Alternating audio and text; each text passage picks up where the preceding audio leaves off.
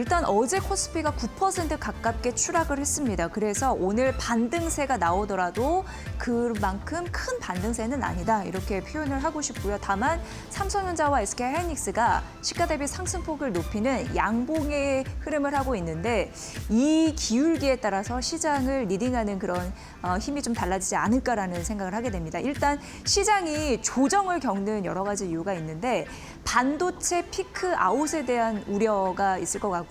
또 미국과 이란의 갈등 재점화 이런 부분도 영향을 미쳤죠. 게다가 미국의 기준금리 인상에 대한 우려, 또 국내 수급 이탈 여러 가지 요인들이 복합적으로 연결이 되어 있습니다.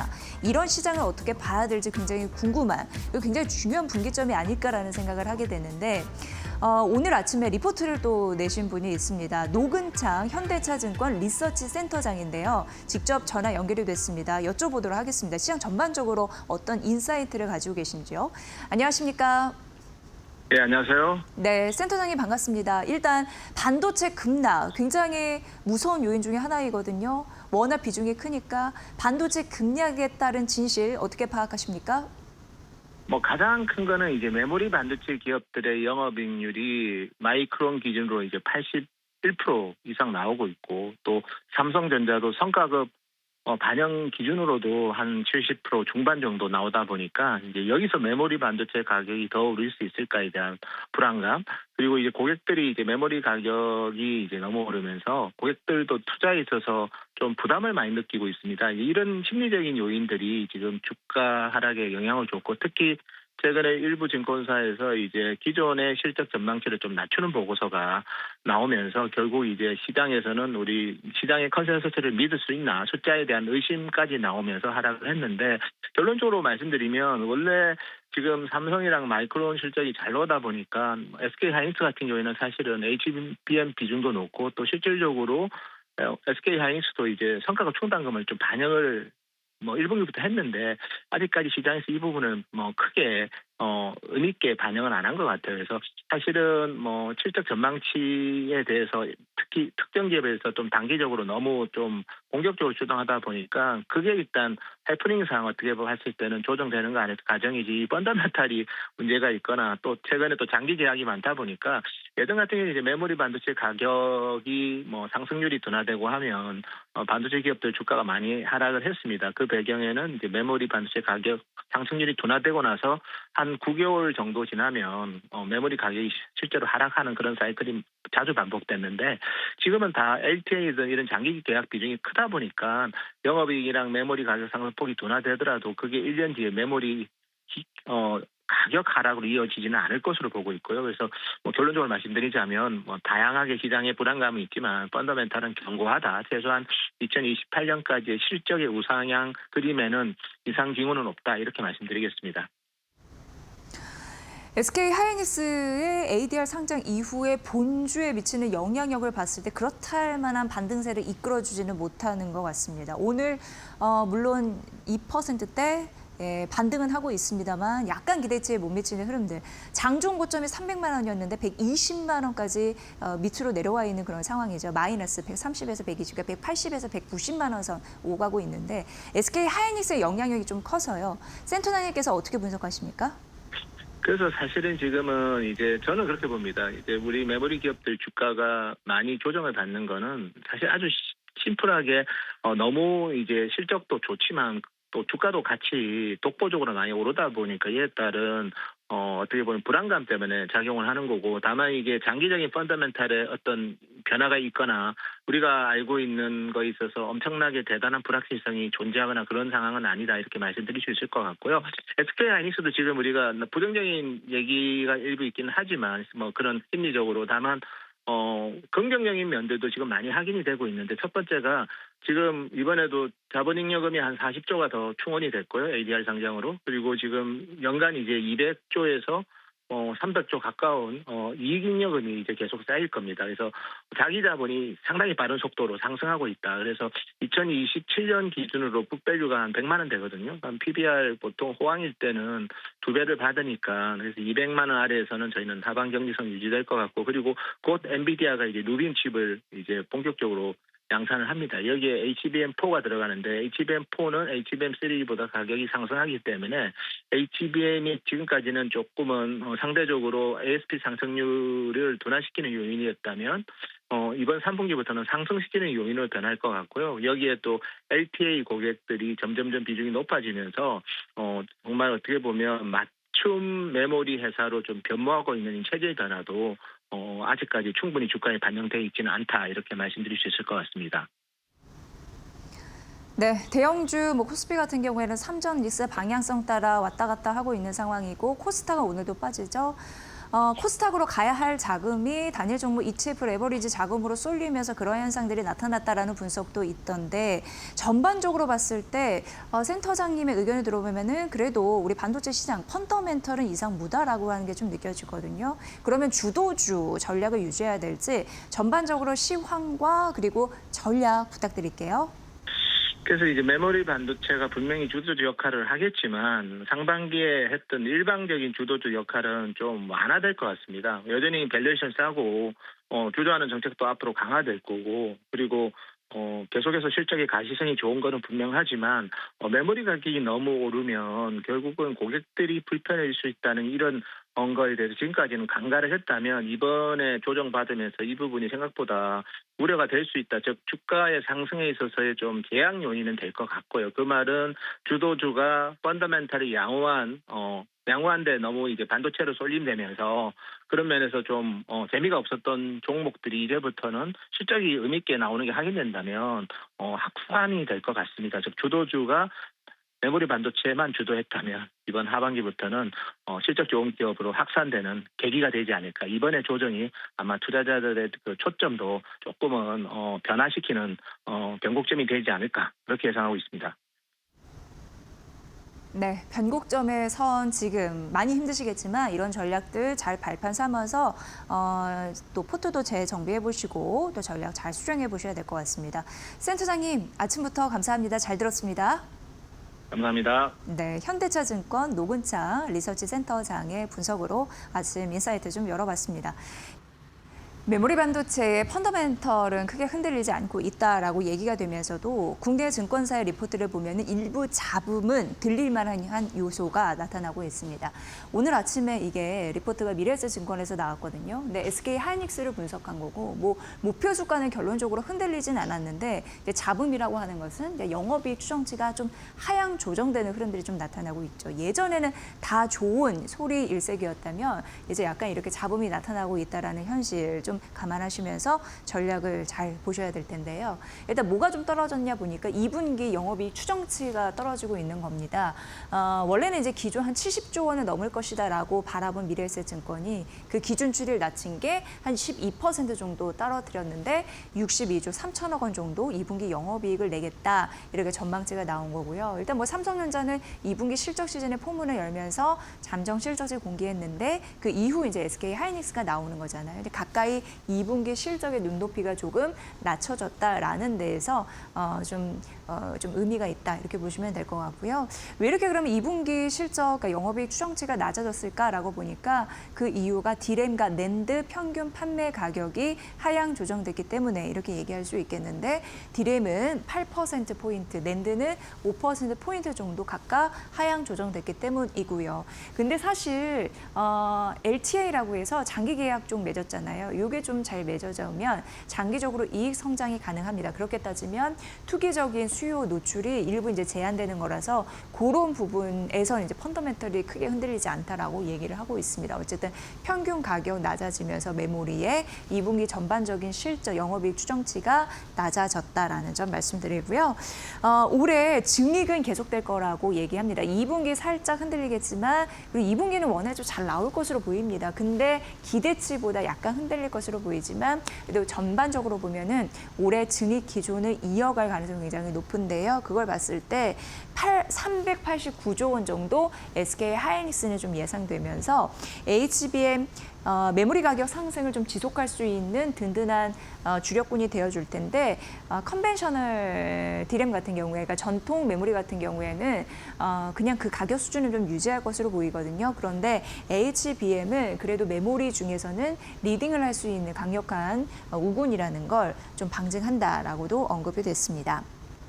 지금 SK하이닉스의 주가가 그렇게 내려간 이유는 뭐 많은 이유가 있겠지만 사실 이제 2분기 실적에 대한 약간 매치가 안 된다 그런 흐름들, 워낙 시장의 기대가 높았기 때문에 요거를 못 미치면 어떨까라는 우려감, 그런 부분과 ADR 상장 기대 이런 부분이 있었지만 그 기대를 좀 되돌리는 듯한 그런 분위기, 그런 부분 때문에 주가가 떨어졌습니다. 그리고 이익 전망치도 좀 하향 조정된 흐름들이 있는데, 그러나 주가적으로는 이미 상당 부분 그게 반영이 돼서 많이 떨어졌잖아요. 그러니까 우려감이 이미 반영이 됐다라는 거죠. 그래서 오늘 보면은 그래도 시가 대비 상승폭을 높이는 양봉의 흐름으로 한 2에서 3%대 반등을 하고 있는 상황인데, 우려감은 있지만 그게 주가에 반영이 됐고 올해 전반적인 증익 기조는 유지될 터, 그래서 뭐 큰 문제는 없다라고 하면서 목표 주가를 그렇기 때문에 420만 원을 유지했죠. 이런 서사를 잘 이해하신다면 앞으로 투자하시는 데 좀 도움이 되실 것 같습니다. 일단 오늘 미래에셋증권이 SK하이닉스 분석한 거를 미리 살펴봤습니다. 자, 그렇다면 전반적으로 시장이 떨어지니까 대부분의 자산군의 가격이 떨어졌습니다. 그러면 줍줍 약간 지금 이 상황에서도 눈여겨볼 수 있는 그런 종목과 섹터가 있을까 계산을 또 빠르게 돌려야겠죠. 일단 이제 오늘은 그런 쪽으로 스토리텔링을 해드릴 거고, 하나증권이 어떤 분석을 했냐면 시장 전반적으로 보면서 뭐 앞서서 현대차증권이 노근창 리서치 센터장도 전반적인 시장을 봐줬지만 하나증권 같은 경우에도 이 시장을 좀 분석했는데, 그렇다면 이렇게 조정이 많이 됐으니 약세장의 시작일까라고 생각하시는 분들을 위해서 약세장 시작이 아니라 가격을 다시 매기는 장이다, 이렇게 분석을 했더라고요. 그걸 잠시 좀 설명을 해드리도록 하겠습니다. 지금 1차적으로 시장이 상승 이후에 가격, 수급의 균형을 찾는 그런 시점이다라고 얘기를 했는데요. 그래서 그 재가격화 과정이다라고 언급이 됐더라고요. 우리 시장 한국 증시의 전반적으로 거래량을 봤을 때 사실 뭐 삼성전자, 하이닉스의 ETF 이게 좀 변동성을 많이 가져다 주긴 했나 봅니다. 왜냐하면 거래량을 봤을 때 70%를 차지한다고 하더라고요.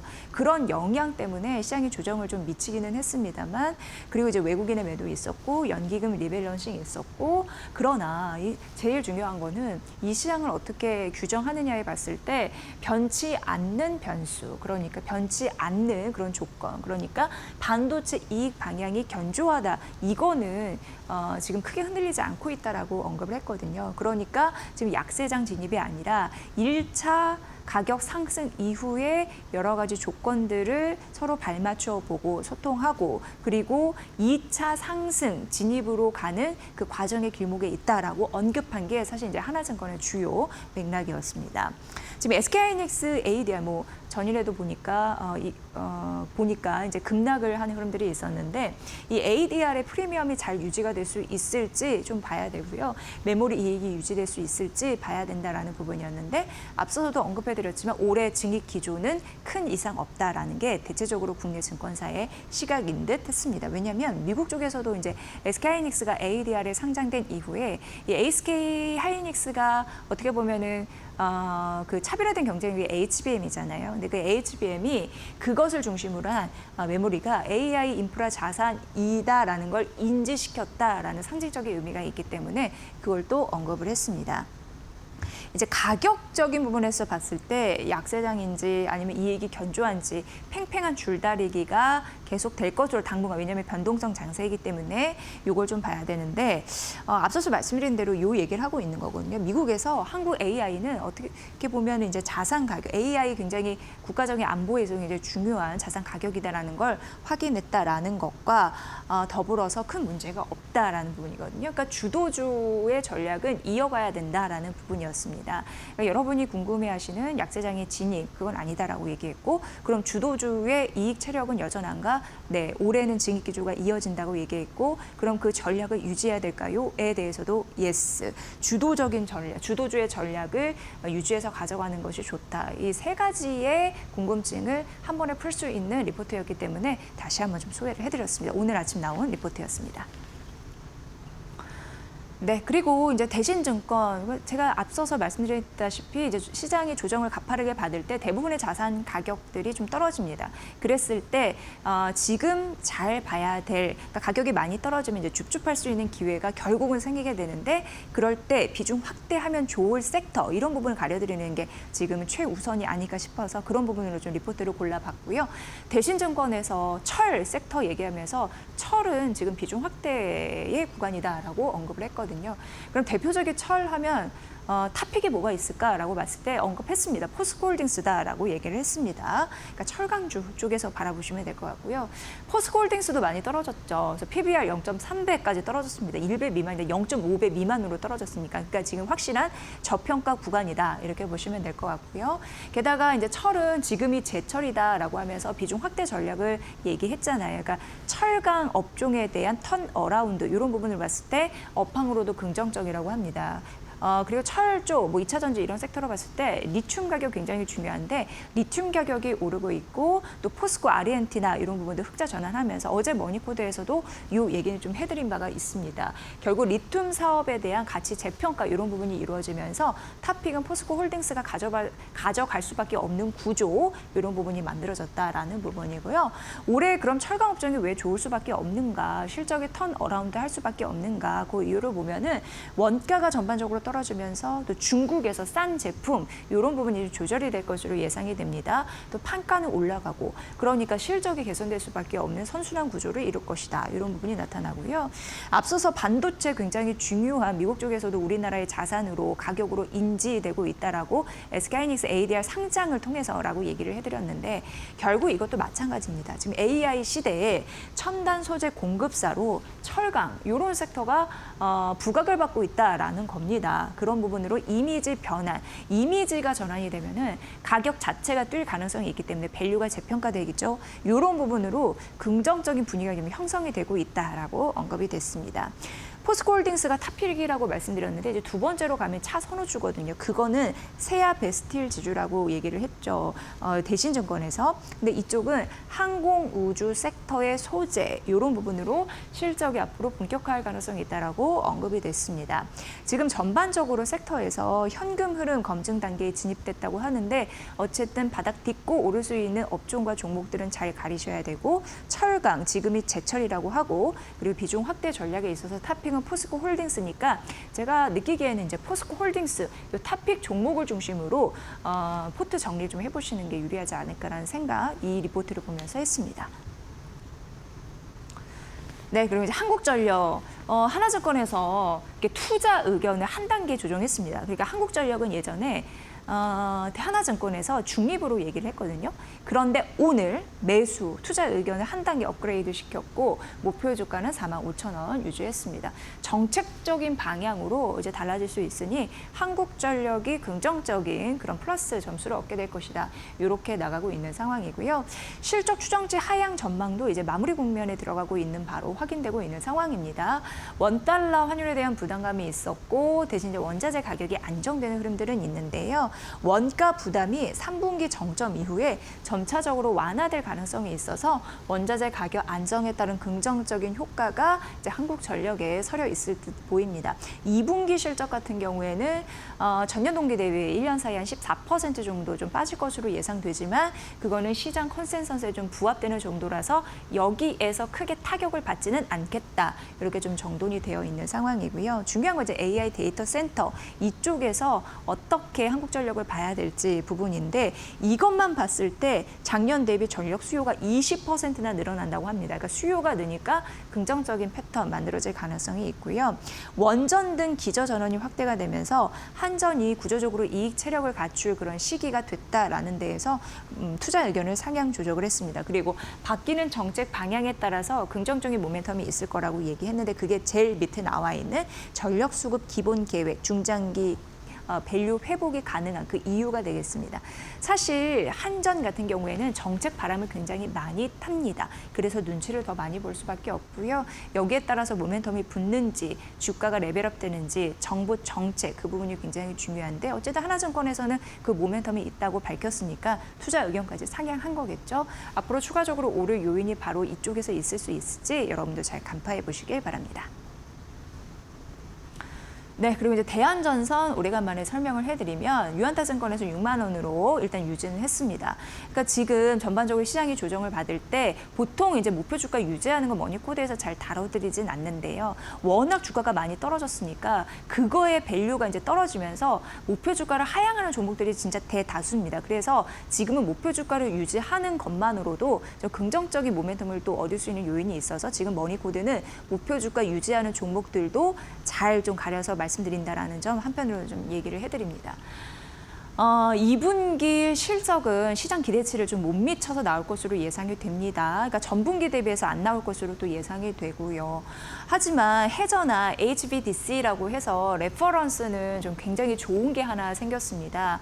동해안과 동서울부터 HBDC 수주라는 국내적으로 봤을 때 레퍼런스 하나 이제 확보가 된 상황이거든요. 요것 갖고 다른 쪽에서도 장사를 할 수 있는 여력이 있기 때문에 긍정적인 레퍼런스를 확보했다라는 상징적인 의미가 있다라는 점 말씀드리고요.